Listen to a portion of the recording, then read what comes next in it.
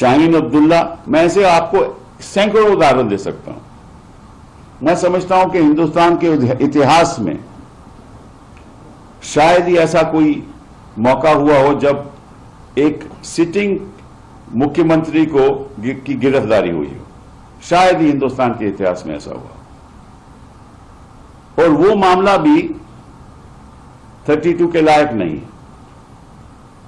हां, इतना जरूर होता अगर सुप्रीम कोर्ट हमें कहती कि आप अपना केस हमारे सामने रखिए, और केस सुनने के बाद सुप्रीम कोर्ट कह सकती थी इस मामले में हम इंटरफियर नहीं करना चाहते, आप हाई कोर्ट जाइए। लेकिन यह कहना कि आप हाई कोर्ट पहले जाइए, कोई सुनवाई ना हो, या तो सुप्रीम कोर्ट हमें बताए कि किन मामलों में हम यहां आ सकते हैं, किन मामलों में नहीं आ सकते। तो अब होगा क्या? उनकी गिरफ्तारी हो गई, रिमांड हो गया, और मैं आपको बताता हूं क्या होने वाला है। इसको कोई ताज्जुब की बात नहीं, हमें तो पहले ही मालूम था कि ये देखिए, ये सरकार चाहती है कि कोई भी विपक्ष का मुख्यमंत्री अपने पद पे नहीं बैठे। अभी ये अरविंद केजरीवाल के खिलाफ भी करेंगे। आपको, मुझे मालूम है कि इनका मकसद ये है कि डबल इंजन सरकार होनी चाहिए, कोई विपक्ष की सरकार होनी ही नहीं चाहिए। डबल इंजन सरकार का तो मतलब यही है ना कि हमारी सरकार दिल्ली में भी और भाजपा की सरकार वहां भी।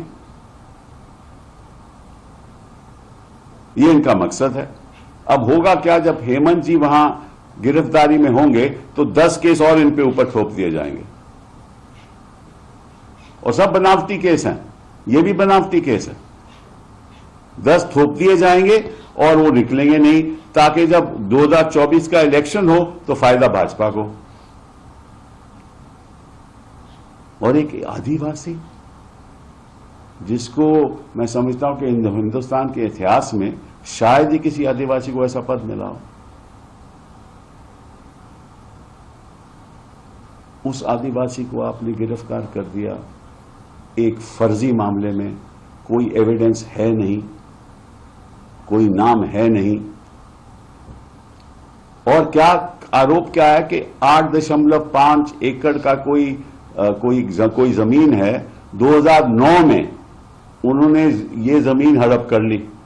उस जमीन में इनका नामो निशान नहीं है, रेवेन्यू रिकॉर्ड में इनका नामो निशान नहीं है, वो किसी और के कब्जे में है।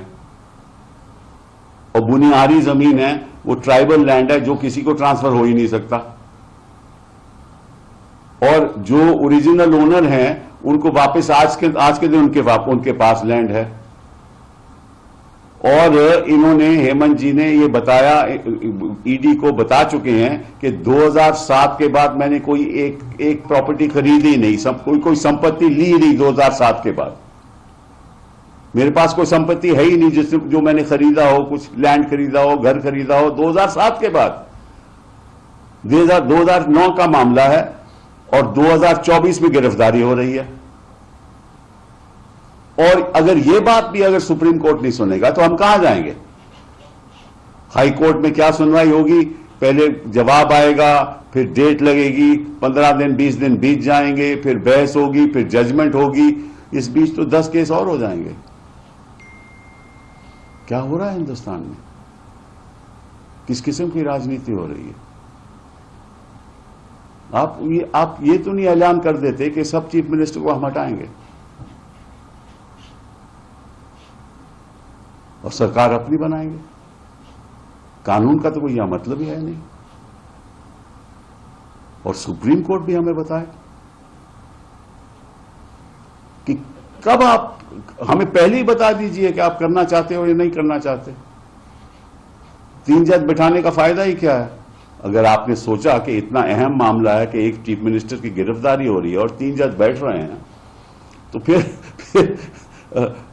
या तो नॉर्मल कोर्स में सुप्रीम कोर्ट में जाता, और अगर 3 जज बैठाए तो हमारी थोड़ी सुनवाई तो कर लेते।